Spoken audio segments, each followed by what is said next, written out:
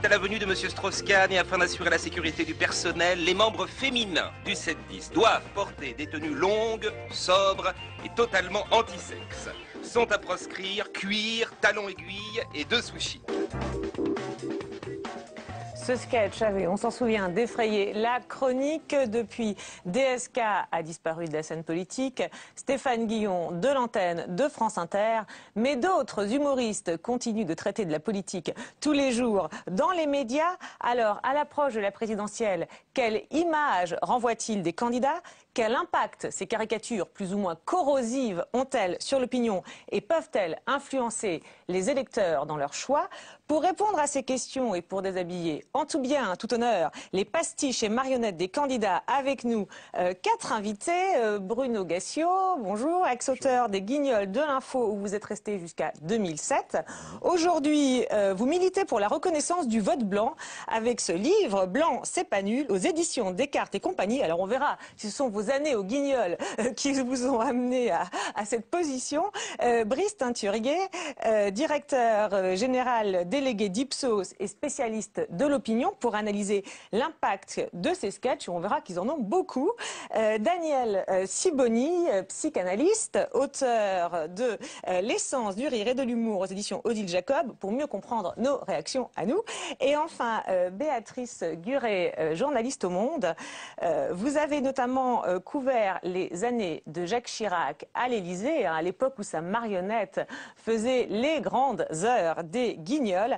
Avant de commenter les exemples plus contemporains, je vous propose de commencer par un petit retour en 2002, quand le président Chirac, en campagne pour sa réélection, avait un double super menteur. Campagne, Jacques Chirac est passé à l'offensive. Ce matin, il s'adressait aux médecins. Monsieur Chirac, vous avez beaucoup promis. Oui, comme en 95. Et un an plus tard, vous geliez les dépenses de santé. Non, oui, ça, c'est un travail pour super menteur. Excusez-moi une minute, je vais me laver les mains. Amis médecins, Chirac vous aime passionnément. Chirac vous respecte. Il augmentera vos honoraires de 500% et vous exonérera d'impôts pour 10 ans. Et il tombera malade 100 fois dans l'année pour arrondir vos fins de mois. Votez Chirac. Au revoir, super menteur. Alors, les médecins... Non, c'est plus la peine. Un super menteur est venu, il a dit des choses super, docteur. Tout est résolu. Non. Zut, alors, j'ai encore raté. Mais qui c'est la petite bien-être, hein?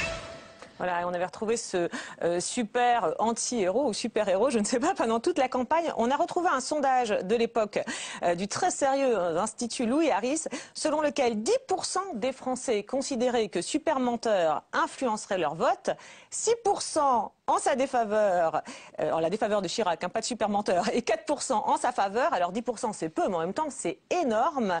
Mais c'était encore davantage 7 ans plus tôt, lors de la présidentielle de 95, et là les Guignols avaient carrément créé la polémique puisqu'ils avaient été accusés d'avoir rendu Jacques Chirac trop sympathique et d'avoir influencé le vote grâce notamment à l'effet pommier. On regarde. Présidentielle pour la première fois, un sondage Louis Harris donne Jacques Chirac devant Édouard Balladur au premier tour et vainqueur au deuxième. Votre réaction, monsieur Chirac? Manger des pommes. Oui, mais vous expliquez ça comment? Ah bah c'est mon effet pommier, je vois que ça. Quand même, c'est la première fois que vous êtes en tête dans un sondage depuis... Depuis tout le temps, cherchez pas. Jamais été en tête, moi. Vous voulez que je vous dise? Commence même à me foutre les jetons, mon effet pommier que j'ai, là. C'est énorme, un effet pommier comme ça, hein. D'ailleurs, je vais l'enlever un peu, parce que là, je vais arriver à des 110, 120%, ça va énerver tout le monde, hein. Manger des pommes. Voilà, ça va être un gimmick pendant toute la campagne, manger des pommes, l'effet pommier. Alors, vous aviez l'air perplexe quand on disait que ça avait influencé. Alors pourtant, à l'époque, on avait bien dit que ça avait influencé le vote. Hein. Avec le recul, on va pas refaire la polémique de 95, mais juste avec le recul. Il y a eu 2 sondages le même jour qui sont sortis. Est-ce que les Guignols ont une influence sur le vote? 60%, je crois, des gens disaient oui. Sur votre vote, 7%. Donc c'est toujours les autres ne comprennent rien, ils vont voter à cause d'une marionnette. Je pense que les gens ont bien fait la différence entre une marionnette en viande, qui était Chirac, et une marionnette de latex. Et quand je revois ça, c'est terrible, parce que je suis allé à Saran, au musée de Jacques Chirac, et la première chose qu'on voit en entrant dans le musée, c'est une cage en verre, comme ça, un cube en verre, et dedans, il y a une pomme en or. Et J'ai envoyé immédiatement un texto à Jean-François Alain et Benoît Delépine, avec qui on travaillait à l'époque, pour leur dire qu'avons-nous fait. Oui, parce qu'en fait, le manger des pommes, alors juste un petit... Voilà, le manger des pommes, c'est pour se moquer de lui. C'était vous qui l'aviez lancé, et après, lui, il avait carrément repris dans ses affiches de campagne, etc. Donc c'était une création, voilà, une création pour se moquer. Comme nous avait dit Pierre Lescure à l'époque, vous ne pouvez pas faire l'économie d'une réflexion qui est que manger des pommes, c'est plus facile à porter pour Chirac que voter couille molle pour Balladur. Et les jeunes chiraciens de l'époque ont récupéré ça parce qu'ils n'avaient vraiment tellement rien à dire qu'ils ont vendu des pommes. Et les gens, peut-être, ont voté pour un mec qui vend des pommes. Voilà, mais vous dites, je suis allé au musée, qu'avons-nous fait? Donc, quand même, vous reconnaissez que... Il y a une pomme en or à l'entrée du musée. Comme si cette campagne avait été réfléchie par des Chiraciens. En fait, elle a été réfléchie par rien, juste par 3 humoristes qui riaient de la vacuité complète du programme et du livre qu'ils vendaient à l'époque. Alors, vous avez quand même parlé d'un sondage en disant, voilà, 60% considéraient que ça a influencé le vote, et puis finalement, très peu considéraient que ça l'a influencé nous-mêmes. Nous aussi, on a cherché des sondages. Un sondage de l'Institut CSA qui disait que 13% des Français admettaient que les émissions satiriques avaient influencé leur choix, et ça atteignait 17% chez les électeurs de Jacques Chirac. Alors, que pensez-vous de ce sondage? Est-ce que vous pensez que ça a été un phénomène, voilà, lié à cette trouvaille des pommes, ou alors un phénomène un peu plus général? Paradoxalement, c'est un sondeur qui vous le dit, moi je me méfie un peu des questions où on demande aux gens de s'auto-évaluer. Parce que non seulement, effectivement, c'est souvent les autres sont influencés, mais pas moi, mais y compris ceux qui disent oui, ça m'a influencé, je ne sais pas quelle valeur ça a véritablement.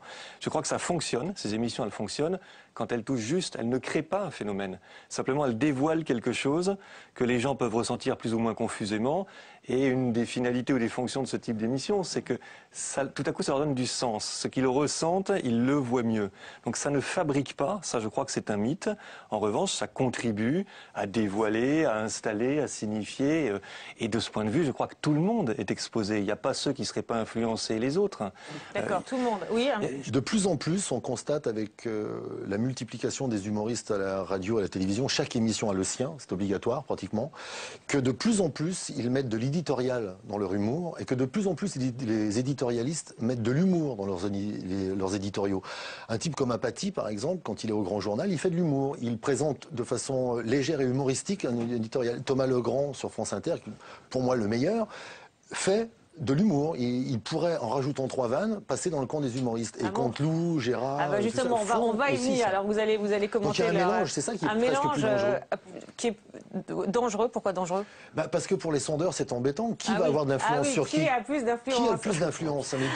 Pour les sondeurs. Alors attendez, Béatrice Guret, un petit mot pour boucler la séquence pomme. Je vous signale qu'il y a une pomme en cristal également au musée de Saran, une pomme en cristal Tiffany que Bernadette Chirac montre avec une grande fierté, et que Claude Chirac avait offert à son père, la compile des Guignols en 95, tant cette campagne sur les pommes lui avait plu. Après, elle a beaucoup moins ri. Mais moi, je voudrais dire quelque chose. Justement, oui, je voudrais dire quelque chose qui va un peu dans le sens de ce que vient de dire Brice Teinturier. Je crois qu'au fond, ça fonctionne quand ça repose sur un fond de vérité. C'est-à-dire que vous ne pouvez pas faire rire les gens, les faire adhérer à quelque chose, si la marionnette ne correspond pas à quelque chose de réel. Chirac est sympa, Chirac a un tas d'autres défauts, mais Chirac est vraiment sympa.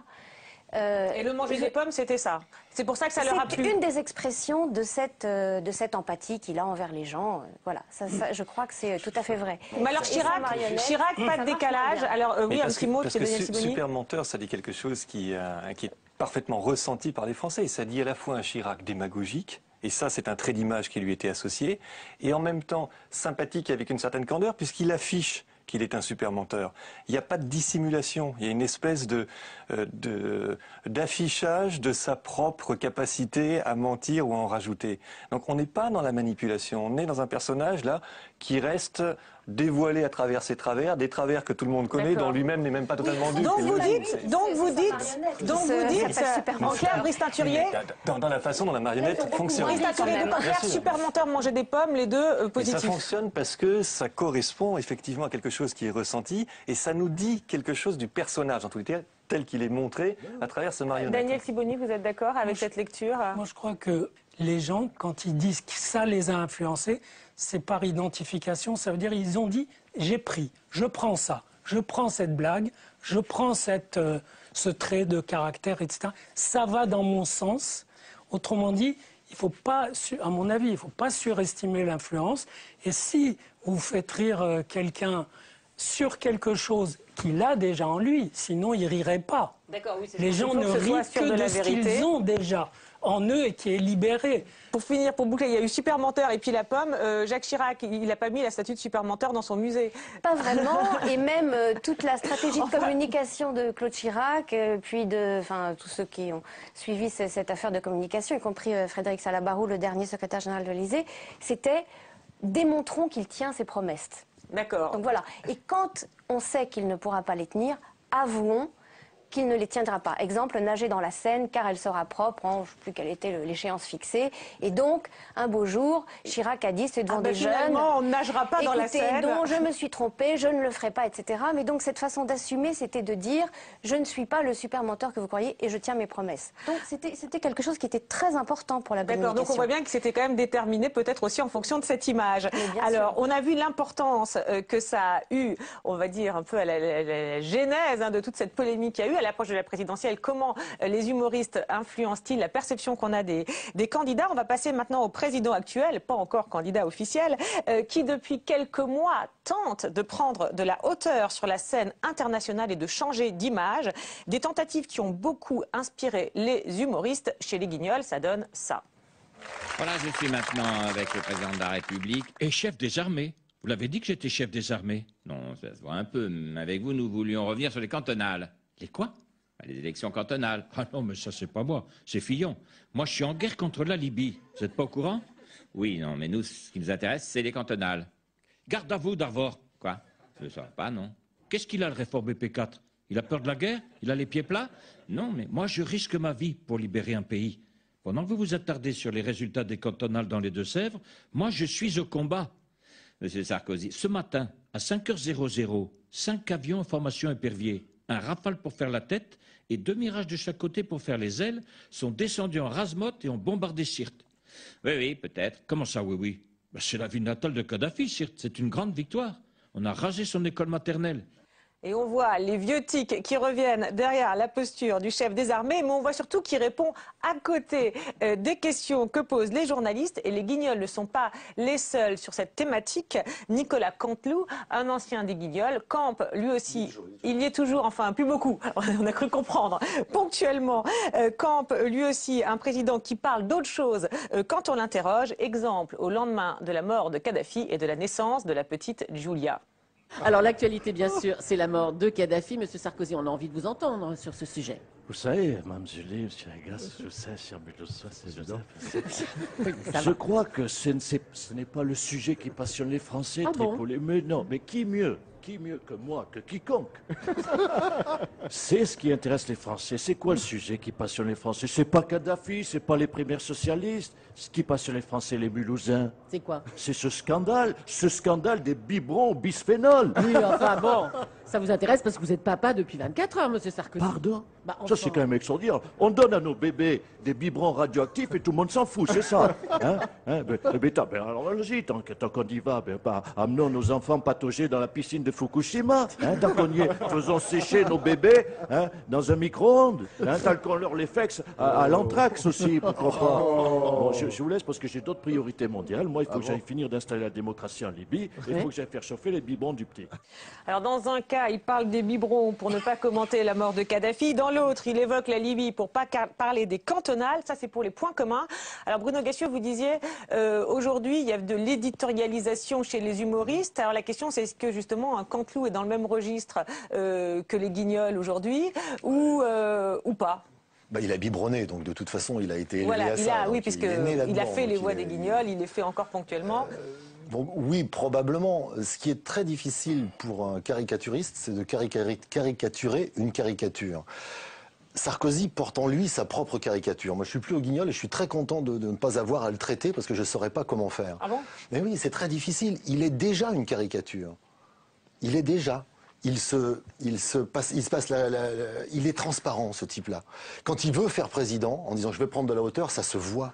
Tout se voit. Et alors, du coup, ils le caricaturent en quoi? En caricaturant la caricature? Non, en fait. ils font de la périphérie. Ils tournent autour du personnage, mais ils n'entrent pas dans le personnage. Chirac, on était rentré dans sa personnalité. Le côté sympathique, je ne fais rien, mais je le cache, c'était très profond. Et on disait des choses qu'il était censé cacher. Sarkozy ne cache rien. Il est complètement transparent, il dit je vais travailler pour les pauvres, pouvoir d'achat, il va au Fouquet's, il fait son truc, son erreur fondamentale évidemment, puis après il décline ça. Et à un moment ses conseillers doivent lui dire il faut que tu arrêtes, prendre de la hauteur, fais président. Et il le dit quand même, je vais faire président, je vais devenir président. Et ça donc se la voit. Caricature, c'est sur ses efforts, ses tentatives sans rentrer à l'intérieur. C'est ça, on travaille en périphérie sur des blagues. Daniel Sibony. Bon, Bruno Guessot dit il n'est plus au Guignol, mais vous avez l'impression que là aussi on rentre pas à l'intérieur vraiment du personnage. Est-ce que du coup la caricature porte plus ou moins? Il y a du vrai là dans ce qui est dit, et même le titre de l'émission Déshabillons-les. C'est sympathique, mais en fait on rentre pas à l'intérieur non plus. Non, mais ils sont déshabillés déjà. Vous savez, ils sont déjà assez nus, et il y a une espèce en effet de transparence dans laquelle, moi, ce qui me frappe, c'est le côté inoffensif quand même de ces blagues, de ces caricatures. C'est gentil tout ça. Ça dit pas. Où est-ce que ça percute des éléments comme ça, cachés, refoulés? C'est que des trucs, du comique d'attitude. C'est même pas du comique de situation. C'est dur pour les humoristes. Je sais pas s'ils veulent être méchants d'ailleurs, mais on imagine qu'ils veulent l'être un petit peu. Moi, je trouve que ça ne percute pas ce que je sens. Justement, je trouve que les humoristes, Brice, mettent à jour des problèmes et des questions que les journalistes ne soulèvent pas toujours. Mais qui sont sérieux. Par exemple, là, qu'est-ce qu'on voit alors? Non, mais Superman, on voit un personnage narcissique et manipulateur. Non, ce qu'on nous a montré là de Nicolas Sarkozy n'est pas du tout du même registre que Jacques Chirac. Jacques Chirac, finalement, on nous dit c'est quelqu'un qui ment. Alors ça peut déplaire, puisqu'à chaque fois c'est la question de l'insincérité. C'est quelqu'un qui ment, mais finalement il affiche ses mensonges. Et là, il y a toujours cette fonction, je crois, de dévoilement. Mais on nous dit finalement Nicolas Sarkozy, c'est quelqu'un d'assez narcissique qui nous dit c'est grâce à moi, la Libye, etc., etc. Et puis le manipulateur, parce que vous l'avez dit vous-même, il ne répond pas à la question, ou il répond à la question en reprenant quelque chose, en le déplaçant et en l'exagérant. Le coup des biberons, par exemple. Alors il va falloir qu'on mette du talc sur les fesses des enfants, etc., etc., et il amplifie. Donc ça met en scène quelque chose qui est beaucoup moins sympathique, je pense, pour Nicolas Sarkozy que pour Jacques Chirac. Mais Bruno Guessot dit finalement on rentre plus à l'intérieur du personnage. Moi je suis d'accord, on rentre moi je crois que ce n'est pas oui, ce n'est pas rentrer, j'ai l'impression, à l'intérieur ou pas, c'est dévoiler quelque chose qu'on associe à ces personnages. La commerçante de Ville-sur-Ozon, par exemple, elle le sait déjà, ça. Elle le voit, elle l'a déjà deviné. Parce qu'il est transparent. Donc oui, mais l'accentuer ne change rien, on rentre pas dedans. On rentre pas dans l'art. D'accord. Je veux dire qu'on ne révèle rien de plus que ce que les gens ont pressenti. D'accord. On voit qu'il y a un axe, il y a deux axes qui se dessinent. Je vais vous dire une chose, si ça rentrait dans l'art réellement, les humoristes, et si ça changeait les choses, ils ne passeraient pas à l'antenne. Alors, je voulais vous montrer, puisque vous disiez, finalement, les humoristes, s'ils étaient vraiment corrosifs, ne passeraient plus à la télé, etc. Il y a un phénomène qui nous a semblé intéressant, cette rentrée, ça concerne toujours Nicolas Canteloup, mais TF1 qui a quand même une image moins impertinente que Canal+, TF1 qui n'avait plus d'humoristes en prime time, justement, depuis bien longtemps, et qui aujourd'hui a tous les soirs, après le 20h, Nicolas Canteloup, et le président, on a trouvé, vous allez réagir, on a trouvé que le président s'y faisait parfois caricaturé de manière assez insolente. Regardez, c'était après une interview sur TF1, justement. Monsieur Calvi, j'ai pas de leçon à recevoir des Américains. Qu'est-ce qu'il a fait, Spielberg? C'est Tintin, c'est ça? Mais moi aussi, j'ai fait Tintin durant mon quinquennat. J'avais promis plus de pouvoir d'achat. Au final, Tintin. J'avais promis également une baisse des impôts. Et à l'arrivée, vous le remarquez, c'est Tintin. J'avais promis 0 SDF. Eh bien, Tintin. Ma politique, c'est Tintin depuis 4 ans. Alors, ce que je peux... Excusez-moi, non, c'est ma petite fille, mon nouveau-né. Oui, mais plutôt que de rigoler, rendez-vous utile, là, Pernod, hein. Il vous serait mieux d'aller lui changer la couche, hein. Puis arrêtez, franchement, de faire la gueule, c'est désagréable. N'oubliez jamais une chose, Pernod, c'est que si vous êtes là, c'est quand même un petit peu grâce à moi, l'oubliez pas, hein. Sinon tu dégages. Sinon tu dégages quand même, alors. Ah oui, là c'est quelque chose. Moi je trouve aussi. C'est quelque chose. Là on est parce que là c'est carrément. Là c'est carrément non pas entrer dedans, mais se supposer à l'intérieur déformer les propos et carrément faire une autre scène, la superposer. Je ne sais même pas si... Enfin, il y a un problème même un petit peu de déontologie, quoi. Ah bon, ou est-ce que c'est le non-verbal? Alors un petit mot, Brice Teinturier. Moi, je trouve que dans les deux cas, on parle de la même chose, l'insincérité des hommes politiques. Ils ne tiennent pas à leurs promesses ça rejoint un peu et puis leur volonté de pouvoir, leur autosatisfaction. Donc de Chirac à Nicolas Sarkozy, il me semble que c'est quand même un peu le même thème. Mais autant on avait un Jacques Chirac dans ce que vous nous avez montré, qui avait une certaine candeur dans son mensonge affiché, son super menteur, autant là on a l'image du cynisme. Donc je trouve que c'est beaucoup plus ravageur, que ça crée potentiellement beaucoup plus de choses négatives sur la personnalité que ce qu'on avait autour de Jacques Chirac. Donc influence très négative à 20h30 sur TF1. Dans l'art des choses, je me demande ce que pourrait être le... Alors Bruno Guessiou, un petit mot, parce que là... C'est marrant, c'est ce que faisait Bouchité avec les animaux, donc la technique elle est connue, mais je trouve pas que ça rentre dans l'art tant que ça. C'est gentillet, je trouve c'est bien de le faire. Alors quand même, ça compte un Sarkozy grossier qui tient pas ses engagements, etc. Oui, mais ça, tout le monde le sait, encore une fois. C'est permis de le dire, tout le monde est au courant de... Enfin, vous n'allez pas me dire que... Non, mais tout le monde sait que Sarkozy ne tient pas ses promesses. Qu'on sait pas, que les gens ne savent pas. Il faut découvrir quelque chose. Il faut rentrer dans l'art, c'est de dire, regardez, je vous ai trouvé ça. Il y a quelqu'un qui le fait. Vous l'aviez pas vu, nous on le voit. Il y a quelqu'un qui le fait, c'est au Petit Journal. Yann Barthès a fait une chose qui est beaucoup plus dévastatrice pour Sarkozy, c'est qu'il a pris un discours où que Sarkozy commençait par « Je ne suis pas venu vous répéter les mêmes choses que vous avez déjà entendues ». Il a ouvert l'armoire à archives, il a mis les deux discours. Il a la même gestuelle, le même rite, et c'est exactement le même discours. Là, il rentre dans l'art, parce que ça, c'est transgressif. Vous pensez en fait que l'humoriste doit finalement dévoiler, révéler quelque chose de plus, aller plus loin, alors que finalement... Sinon, on fait des blagues sur les impôts. Finalement, vous vous posez la question de la caisse de résonance. Moi, je ne suis pas certain qu'on révèle davantage, dans l'exemple que vous donnez, quelque chose que les gens ignoreraient. Je pense que dans les deux cas, ils l'ont noté. Vous n'êtes pas d'accord, Béatrice Guret? Béatrice Guret, un petit mot pour... Mettez-vous d'accord, Béatrice. Non, voilà, mettez-les d'accord. Je vais essayer. Non, ce que je voulais dire, c'est qu'on n'a pas tellement besoin des humoristes, en fait, sur cette question, parce que prouver qu'un fait, qu'il a répété des choses, qu'il a fait des promesses contradictoires. C'est du journalisme, en fait. D'accord. Voilà. Mais c'est ce qu'il dit, un mélange des genres, en fait. C'est du journalisme. Ok. C'est du journalisme, pour moi. Les journalistes ne l'avaient pas fait. Mais si les journalistes l'ont fait, mais alors on l'a fait. Ils avaient rendu compte du discours sans souligner tous les journaux font ça. Tous les journalistes le font, c'est quand même leur... Tous les journaux font ça. C'est pour ça que c'est sur TF1. Oui, déjà. Mais c'est pour ça ça montre l'évolution. Mais ça, c'est l'info. Le personnage de Nicolas Sarkozy... L'insolence, c'est vis-à-vis de TF1. Le personnage de Nicolas Sarkozy, notamment dans le deuxième que vous avez montré, là dans le second, est beaucoup plus corrosif que le super menteur de Jacques Chirac. Mais dans tous les cas, moi je ne crois pas qu'il y ait une fonction où on apprendrait quelque chose aux Français. C'est la fonction de dévoilement qui est où on leur resignifie ce qu'ils savaient déjà, mais en faisant une saillance autour de ça. Alors, ce qu'ils oublient. Ils trébuchent sur ce qu'ils oublient. Alors, autre personnage où là on a eu l'impression en préparant l'émission. Autre personnage, où là on a eu l'impression, en préparant l'émission, que le portrait qu'on faisait de lui était quand même assez dur. C'est François Hollande. Alors François Hollande, qui a, pendant toute la campagne des primaires, je le rappelle, inspiré les humoristes sur le thème de son régime. On commence par les Guignols. Là, c'était encore assez sympathique. Depuis l'affaire DSK, François Hollande est le nouveau favori à gauche avec plus de 62% d'intention de vote aux primaires. Monsieur Hollande, vous devez... Mais qu'est-ce que vous avez fait? J'ai agressé une femme de ménage. Vraiment, je suis désolé. Oh non, pas vous, c'est pas possible. Oh, mais c'est plus fort que moi, ces pulsions, là. C'est horrible. Vous l'avez violée? Ah non, elle ramenait des noix de cajou dans le mini-bar. Je l'ai mordu à la main pour lui arracher.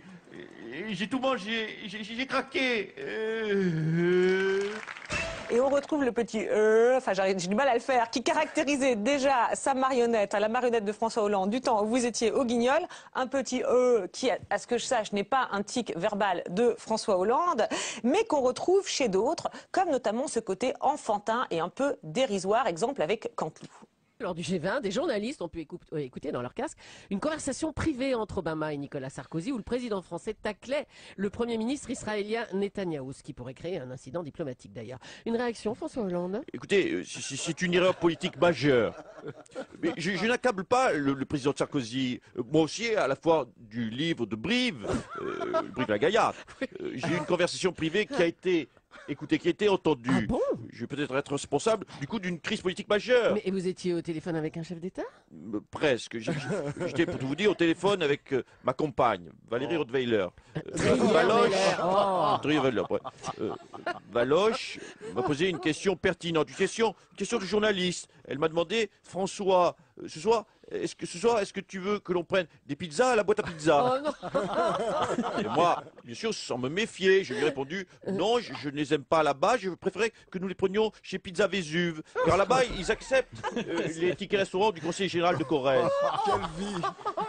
Contrairement à la boîte à pizza où ils sont systématiquement refusés. Bref, j'ai été entendu par un journaliste de Radio Totem. Radio Totem, la radio locale de Brive. Ce journaliste est le cousin. Ça tombait mal car c'est le cousin du pizzaiolo de la boîte à pizza. Oui, oh là là, écoutez, non. J'ai dû donc gérer cette crise majeure internationale puisqu'elle touche nos amis italiens, vous l'avez compris. Vous voyez, je comprends donc le président sur cet incident diplomatique qui est parfois, souvent, vite arrivé. Oui, je me suis planté sur ma fin de phrase, oui, ça arrive. J'attendais le hé. Oui.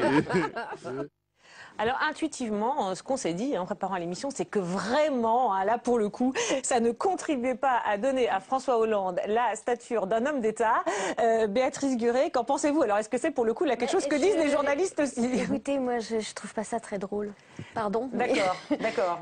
Je trouve que, enfin je reviens un peu à ce que je disais au départ, le décalage entre ce qu'est quelqu'un et la caricature qui en est donnée, si on accentue des traits qui se trouvent dans la personnalité, qui sont vrais, ça marche. Ça fonctionne. Si on ne perçoit pas la personne comme ça, je pense que le rire ne se déclenche pas. Alors justement, parce que là, non, mais c'est intéressant. C'est intéressant parce que vous ne retrouvez pas François Hollande. Vous ne retrouvez pas François Hollande. Je peux pas.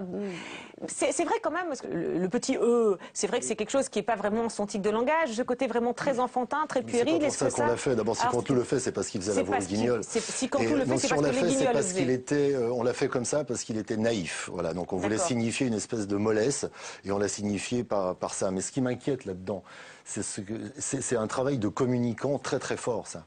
Ce qui se passe là, c'est que les humoristes répètent ce que disent les éditorialistes, qui eux-mêmes répètent ce que les communicants leur parlent toute la journée, à savoir Monsieur Hollande n'est absolument rien, n'a pas la stature d'un chef d'État, et Monsieur Sarkozy est un chef d'État, il est aux manettes, il ne faut pas le changer. Vous voulez dire que les humoristes ne s'inspirent pas de la personnalité, comme dit Béatrice Guret, mais qui s'inspirent du bruit ambiant. Et en s'inspirant du bruit ambiant, ils ne font pas une œuvre intelligente, et c'est pour ça que je dis que ça ne rentre pas dans l'art et qu'on peut le faire passer tant qu'on veut, parce que tout le monde est content de ça. Ça répète sans arrêt. C'est pas François Hollande. Mais non, c'est pas François Hollande. Mais vous, le petit E, c'est vous qui l'aviez fait au début pour camper le côté naïf, etc. Il y a 12 ans ou 13 ans, à l'époque, on disait plutôt que de montrer un discours du Parti Socialiste, nous avons montré un flanc, et on faisait bouger un flanc. C'était un moment où les socialistes, 1, étaient au pouvoir, et 2, c'était une catastrophe, quoi. Aujourd'hui, c'est plus ça du tout. Et pourtant, tous les humoristes et tous les éditorialistes, ce que je disais au début, qui se mélangent, répètent la même chose, et ce sera l'axe de la campagne, je vous en fiche, mais alors je vous l'écris tout de suite. Ça sera ça. D'un côté, il y en a un qui est aux manettes, il travaille, il est très fort, tout ça, et l'autre, il parle à Brive-la-Gaillarde. Et l'autre, c'est Super Bebeu qui prend ses pizzas, et qui a l'impression de faire de la diplomatie. De la campagne, il aura du mal à sortir de ça. Parce qu'il commande des pizzas à Pizza Vésuve. Alors, Brice Teinturier, est-ce que vous êtes... Si c'est moins fort, et c'est vrai, je partage ce jugement, mais c'est parce que ça joue... poser des questions, c'est super, c'est nous en train de débattre. Et parce que ça joue moins sur la personnalité, ça tout à fait d'accord, que sur la situation. Et du coup, ce n'est pas le même registre, c'est un côté un peu dérisoire qui est montré... Mais c'est pas François Hollande, vous êtes d'accord? Non pas de la personnalité de François Hollande, du fait qu'il est dans une situation où sa crise majeure, c'est les pizzaiolos à Brive-la-Gaillarde. Moi, je pense que tous ces rires-là qu'on regarde, c'est quand même des rires de moquerie. C'est-à-dire, on essaie de se moquer de quelqu'un. Et je trouve déjà, ça limite... Tous depuis le début. Mais bien sûr, y compris Super Menteur. Mais bien sûr, on se moque de quelqu'un. Pourquoi pas? Ça fait partie du jeu. On se moque. Mais là, on se moque un peu plus de François Hollande quand même. Un petit peu plus quand même. Moi, je pense que déjà le rire... Enfin, c'est ce qu'en tout cas j'ai essayé de montrer dans mon bouquin. Le rire de moquerie, c'est un tout petit créneau par rapport à tout ce qui permet de rire de ce qui nous arrive. Et je pense que c'est normal que ça ne vous fasse pas rire parce que j'imagine que vous avez plus de sympathie que d'autres pour ce même personnage. Moi, ça m'est égal. Attention, pas du tout. C'est parce qu'elle ne le reconnaît pas. Absolument pas. C'est que c'est un des personnages politiques, en fait, principalement lui. J'ai toujours été frappée du décalage entre la perception par le grand public de François Hollande et la perception qu'on en avait, nous, les journalistes politiques. C'était parce qu'il manque de visage, ça c'est pas forcément la faute des humoristes. Et n'importe qui vous le dira, vous discutez avec François Hollande, il est brillant, il est drôle, il a toujours une petite phrase, c'est un bon client, comme on dit. Ce qui est certain, c'est que on s'est tous fait cette réflexion un jour ou l'autre. D'accord. Mais là, il y a aussi effectivement la personnalité, le visage que montre François Hollande. Peut-être un petit mot, Brice Teinturier, sur l'influence. Parce qu'on a vu que les Guignols avaient pu rendre Jacques Chirac sympathique. Est-ce que là, ça risque pas d'avoir un effet inverse en rendant finalement, en pénalisant un candidat par rapport aux autres, avec ce genre de personnage, ce genre de caricature? Le premier, à mon avis, n'a aucune influence parce qu'il est effectivement déconnecté de la réalité. On nous montre un personnage qui est infrasexuel, enfin qui s'occupe de cacahuètes et qui n'a aucune envie sexuelle. Je pense que ça ne peut pas fonctionner. Le second, en revanche, appuie là où ça fait mal, c'est-à-dire sur des dimensions présidentielles. Le second, c'est-à-dire le Hollande de Canteloup. Le Hollande de Canteloup. Alors, c'est pas nouveau, honnêtement, hein, parce que quand on disait, je crois que c'était sous Giscard, il faut un président à la France, c'était le slogan de campagne, c'était exactement, belle ânerie, mais c'était exactement le même système, c'est de dénier à l'autre la capacité présidentielle. Alors, c'est un double tranchant, parce que ça marchera pas du tout. Alors, on verra si ce pronostic se réalise. Une tête de Giscard quand même. Hein. Je voulais vous proposer de revoir, alors là pour le coup, une petite mise en perspective. On a vu que TF1, chaîne populaire, remettait à l'honneur un humoriste aujourd'hui. Ça faisait bien longtemps qu'on n'avait pas vu ça, depuis le Bébête Show, l'ancêtre des Guignols, créé en 1981 par Stéphane Collaro et Jean Roucas. Jean Roucas que nous avons rencontré pour commenter ses créations. On va commencer par un extrait, un sketch. Nous sommes en 1988 et Kerr Mitterrand vient de battre Black Jack à la présidentielle. Ah, le plus difficile après un triomphe pareil, ça va être de rester simple. Hein. Ma propre grandeur me terrifie, mon génie m'épouvante, ma perfection me fout la trouille. Ah, bordel de moi-même, qu'est-ce que je suis grand. Ah. Alors, je vois que la table est mise. Où est-ce que je me mets? Ah, le voilà.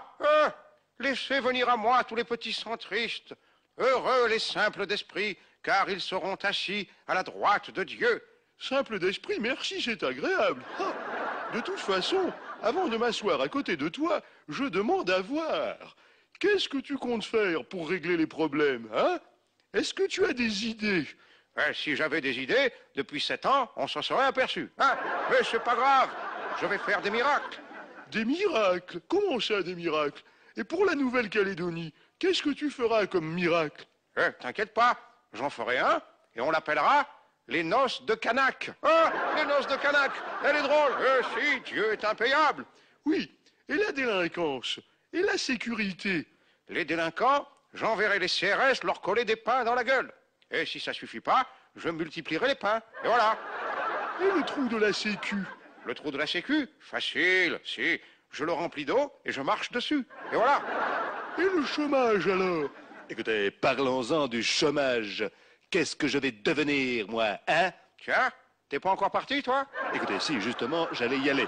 Alors, t'inquiète pas, j'ai nettoyé le bureau, c'est nickel. J'ai mis des bières dans le frigo et les clés sont chez le gardien. Salut, je me casse. Ne les écoutez pas! Je suis le vrai rassembleur! C'est moi celui que vous attendez! C'est moi le Messie! Eh ben ça m'étonne. Et pourquoi ça? Parce que le Messie, eh ben il était juif. Ah merde, alors j'ai rien dit! J'ai rien dit! Allez. Vous pouvez appuyer sur pause, voilà. Bon, ça n'a pas tellement changé, hein. Vous, quand vous revoyez ça, vous dites les politiques n'ont pas changé, mais est-ce que la manière de traiter des politiques par les humoristes a changé? Ah oui, oui, elle a changé, mais c'est-à-dire par rapport à nous. Nous, on a vraiment amené, je pense quelque chose d'original, parce que ce ne sont pas tout à fait des politiques, ce sont des transpositions. Ce sont des animaux. Ce sont des animaux. Bon, déjà, ça permet une certaine outrance, puisque ce ne sont pas eux. Vous savez, À partir du moment où ce sont des animaux, il y a une outrance du fait même de la marionnette, c'est vrai qu'on peut grossir le trait. Et alors, vous trouvez, avec le recul, que ça donnait une image sympathique des politiques ou pas? Le but, c'est de faire rire. C'est ce que font les chansonniers depuis un siècle maintenant. C'est quoi? On fait rire avec nos petits malheurs. Alors le chansonnier, il est là pourquoi? Il est là pour soulever le couvercle de la marmite et qu'il y ait un peu de vapeur qui sorte. Oui, pour vous, ça avait plutôt une fonction d'alerte sur voilà, des décisions politiques, des phénomènes politiques. C'était une manière de pointer du doigt en faisant rire des choses qui vous paraissaient choquantes ou dysfonctionnantes ou révoltantes, comme vous parliez par exemple ou pas vrai. Ou pas vrai. C'est une façon de dire aussi aux hommes politiques, là, ce que vous êtes en train de nous vendre, on n'y croit pas. Est-ce que la démarche que vous aviez à l'époque existe encore aujourd'hui, selon vous? À la télé, dans les médias, sur les ondes? Non, parce que il y a une chose qui se passe aujourd'hui qui ne se passait pas à l'époque. Aujourd'hui, il y a une autre. Parce qu'on dit souvent, les hommes politiques, l'État, c'est la dictature, c'est la censure. Ça peut arriver.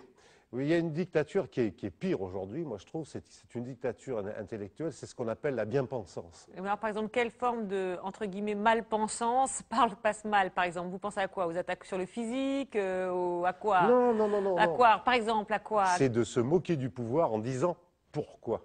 En disant, voilà, je me moque de Sarkozy parce que quand il a dit ça, il a déconné. Ah, ça passe pas.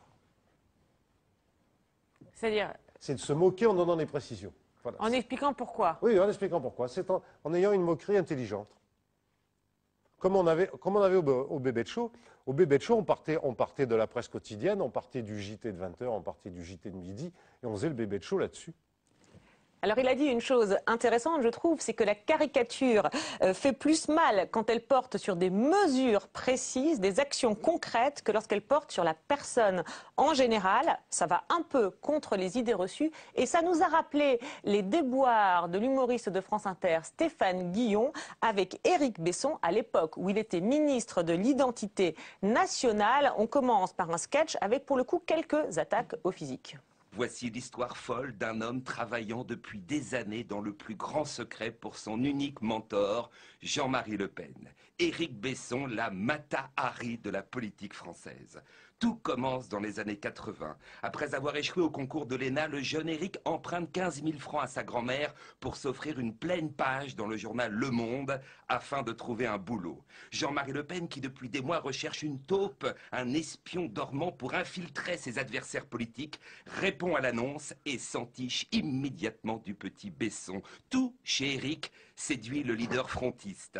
Son physique d'abord, à la fois passe-partout et antipathique, des yeux de fouine, un menton fuyant, un vrai profil à la Yago, idéal pour trahir. Voilà, un physique idéal pour trahir. Suite à ça, on s'en souvient, France Inter avait présenté ses excuses pour les attaques au physique, mais Éric Besson, présent ce jour-là dans les locaux de France Inter, c'était lui beaucoup plaint d'une autre chronique plus ancienne, portant, elle, sur une mesure concrète annoncée quelque temps plus tôt contre les mariages gris. On écoute la chronique de Stéphane Guillon.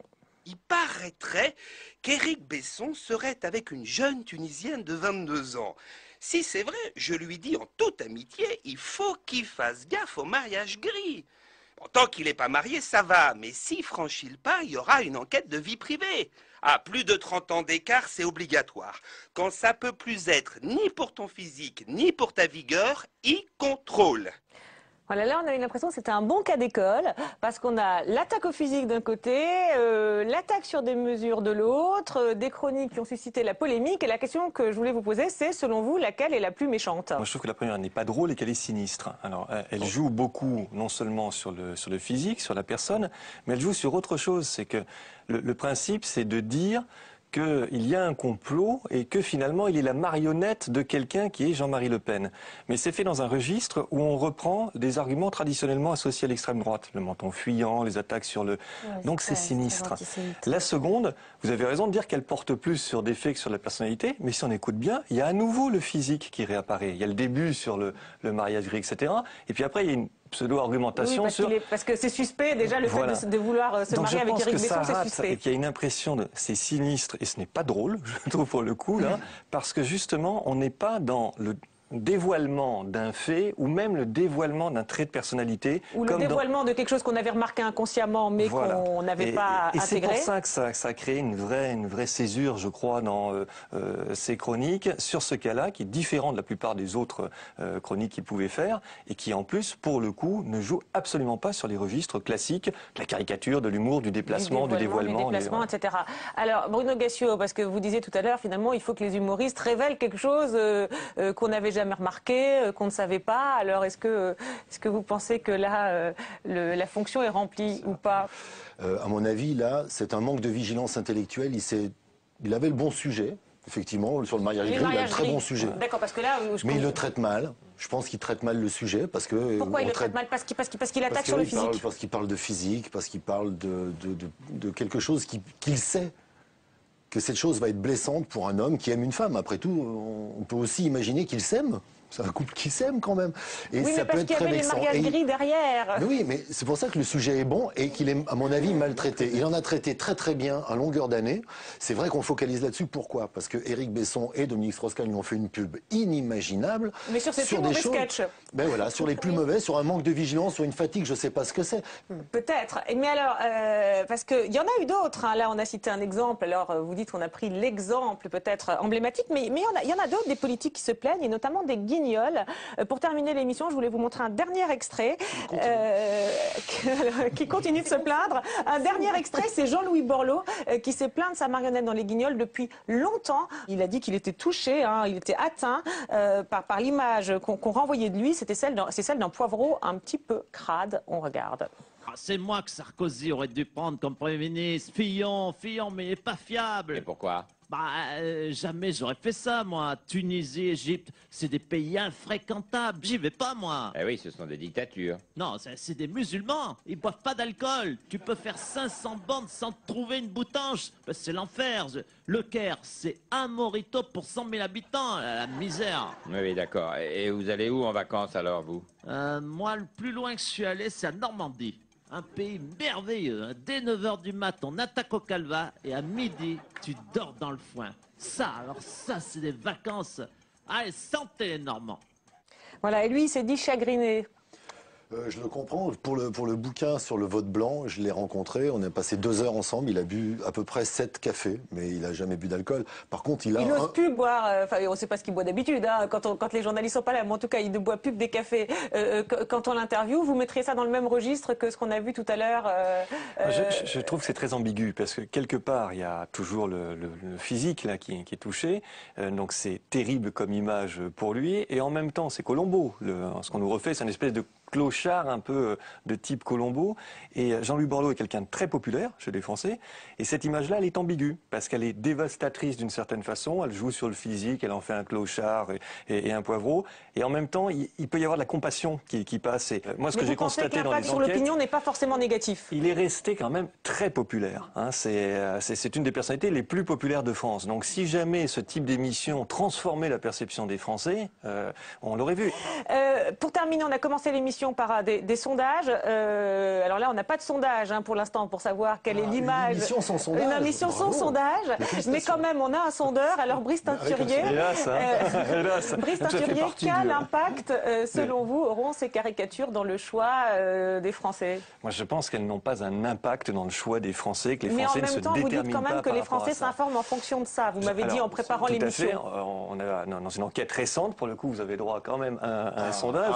On voit que dans la manière de s'informer sur la politique, les émissions humoristiques constituent une source extrêmement importante pour les Français. Donc je ne crois pas que ça déplace en réalité quoi que ce soit en termes électoraux.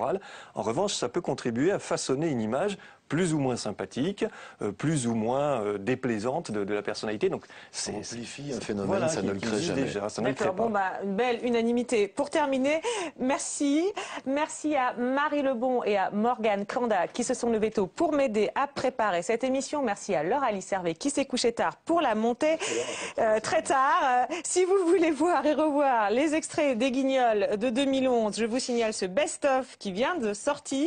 Si vous êtes un nostalgique du Bébête Show. Je vous signale celui-ci édité par l'INA. Si vous voulez sortir, je vous signale, c'est très promotionnel aujourd'hui, avenue Q ou Q, je ne sais pas comment on dit, voilà, de Bruno Gassio à Bobino. À partir du 7 février 2012, énorme. Et puis si vous voulez tout simplement voir et revoir tous les Déshabillons-les, c'est sur le site de Public Sénat. Là aujourd'hui, ce qui est intéressant, c'est de montrer la voix de compagnie, pas trop de moutisme. Vous l'avez vu, ça a été dans les Guignols de la compagnie. La voix de compagnie, on l'a créé un personnage qui partait de Stallone, et qui a pu dire des choses qui ont incité des livres, la voix de compagnie, dans les livres aujourd'hui scolaires. Mais sur Canal, vous pouvez mettre en scène la voix de compagnie, non? Il n'y a pas de problème. Non? Non, d'accord.